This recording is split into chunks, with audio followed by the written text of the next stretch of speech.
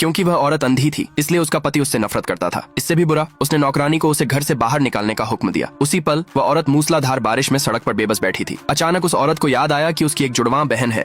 उसकी बहन एक बड़ी कंपनी की सीईओ थी।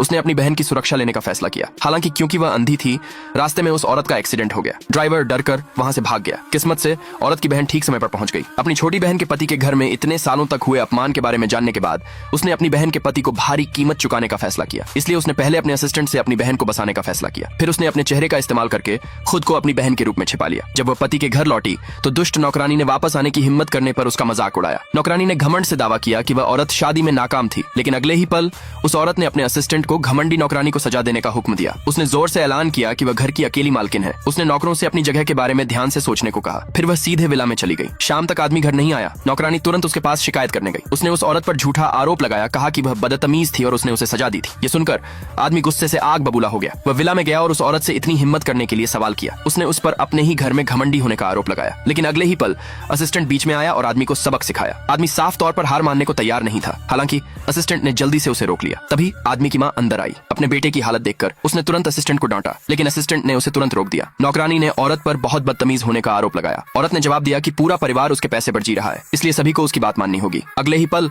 उसने आदमी की मां का हाथ पकड़ लिया। उसने अब से उन्हें धीरे धीरे सबक सिखाने का फैसला किया। फिर उसने सबके सामने ऐलान किया कि आज से उस आदमी का परिवार मेरा नौकर होगा। उसने कहा कि वह अपनी बहन के साथ हुए सारे अपमान का बदला लेगी। फिर वह घमंड और आत्मविश्वास के साथ वहां से चली गई। हालांकि उस औरत में इतना बड़ा बदलाव देखकर आदमी के परिवार को शक हुआ। फिर उसने उस औरत की दौलत हड़पने का एक नया तरीका सोचा।